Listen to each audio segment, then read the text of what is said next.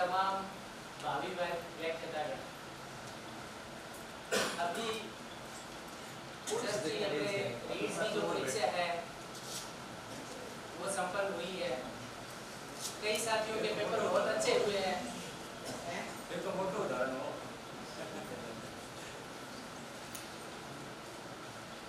कई साथियों के पेपर बहुत अच्छे हुए हैं, कईयों के किसी कारणवश अच्छे नहीं हुए हैं, परंतु रीड जो है वो अंतिम विकल्प नहीं हो सकता कि रीड में नहीं हुआ तो हम आगे क्या करें या आगे हम कुछ नहीं कर सकते। ऐसा कतई नहीं है कि रीड अंतिम विकल्प था और हमने वो दे दिया, अच्छा नहीं हुआ तो हम ये छोड़ देंगे, आगे तैयारी नहीं करेंगे। अगर आपको कामयाब होना है तो जो सफलता का रास्ता है वो असफलताओं से होकर ही गुजरता है। ऐसा नहीं है 100 में से कोई 1-2 लोग ऐसे होते हैं जिनको जो है पहला ही एग्जाम के अंदर तैयारी करते हैं और पहले के अंदर ही वो सफल हो जाते हैं। बाकी लगभग 99 जो 100 में से लोग होते हैं उनको असफलताओं को पार करते हुए सफलता जो है वो प्राप्त होती है। तो सबसे पहले सवाल यही आता है कि हमने रीड की परीक्षा दी है और अब हम क्या करें कि सेकंड ग्रेड की तैयारी करें या फर्स्ट ग्रेड की तैयारी करें। सबसे ज्यादा उठने वाला सवाल जो है, सबसे बड़ी जो जिज्ञासा है वो यही है। तो सबसे पहले तो जो है वो आपने, अगर आपकी ग्रेजुएशन कंप्लीट है तो ही अपने फर्स्ट ग्रेड के बारे में सोचेंगे। सेकंड ग्रेड के अंदर अगर अपनी तैयारी करें तो किस में करें, एसएसटी में करें या हिंदी में करें या इंग्लिश में करें। तो इसके अंदर एसएसटी के अंदर एक सब्जेक्ट का रोल भी होता है।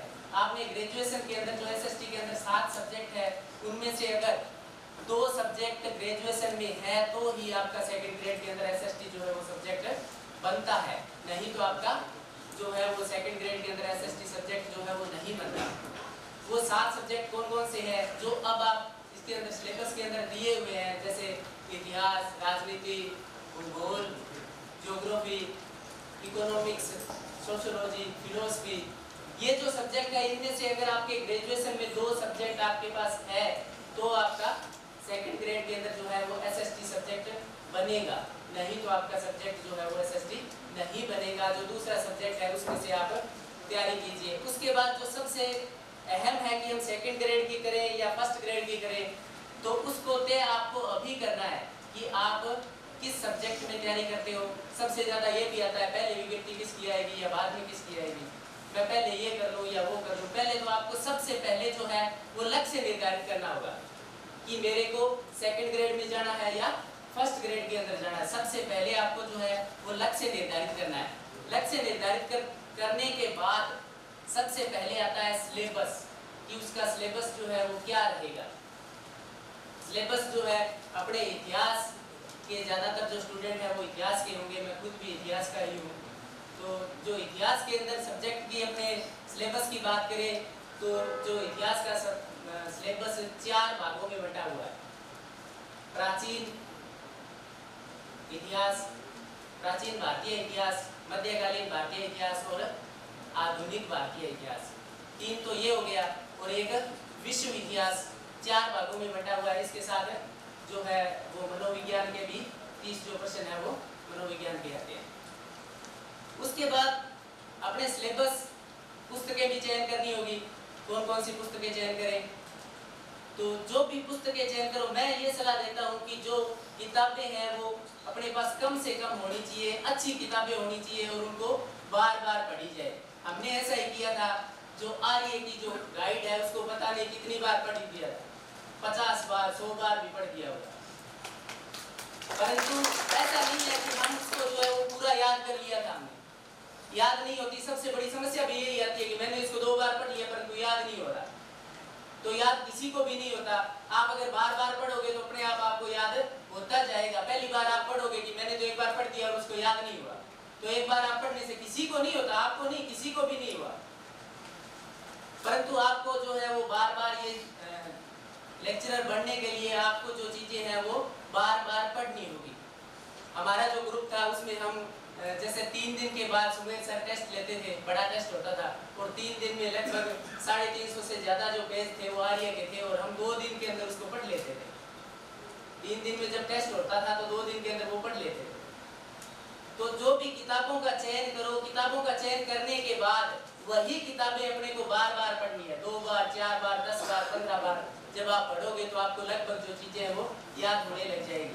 ऐसा नहीं है लगभग जो किताबें होती है वो उसमें थोड़ा बहुत कोई चेंजिंग होता है, बाकी ऐसा नहीं है कि वो किताब अच्छी नहीं थी। जब ये पुस्तकों का जो चयन करना है वो अभी करना है और उन्हीं किताबों को आपको बार बार पढ़ना है। सबसे महत्वपूर्ण दूसरा ये भी होता है कि मार्गदर्शन। एक अगर अपने लक्ष्य तो निर्धारित करते हैं परंतु लक्ष्य तक पहुंचने के लिए एक मार्ग बताने वाला, रास्ता बताने वाला भी अपने पास होना चाहिए। और एक मार्गदर्शक, हमारे तो आदरणीय सर थे मार्गदर्शक के रूप में, आप भी अपना जो है मार्गदर्शक जरूर चयन करें मार्गदर्शक का, और उसी के मार्गदर्शन में बताए हुए आप रास्ते पे चलोगे तो आपको निश्चित जो है वो मंजिल मिलेगी। इसके बाद समय प्रबंधन। समय प्रबंधन कैसे करें, अपने कितने घंटे पढ़ने चाहिए, कितने घंटे पढ़े कि सिलेक्शन हो जाए।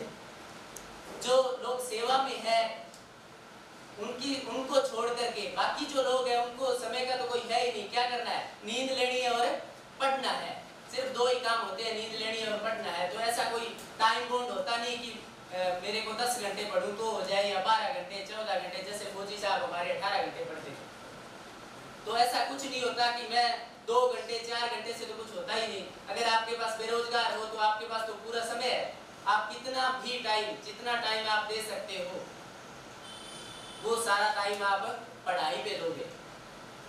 और उसके अंदर भी सबसे जो महत्वपूर्ण, अगर आप 10 घंटे भी पढ़ते हो या 12 घंटे भी पढ़ते हो, ये तो महत्वपूर्ण है ही।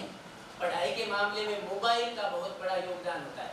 अगर आपके पास मोबाइल है ही नहीं तो सबसे जल्दी जो योग्यता है वो सफलता है वो सबसे पहले आपको प्राप्त होगी, अगर आपके पास मोबाइल नहीं है तो। और अगर हो तो भी वो सिर्फ एक घर पे बात करने के लिए छोटा मोबाइल हो। पहली बात तो हो ही ना।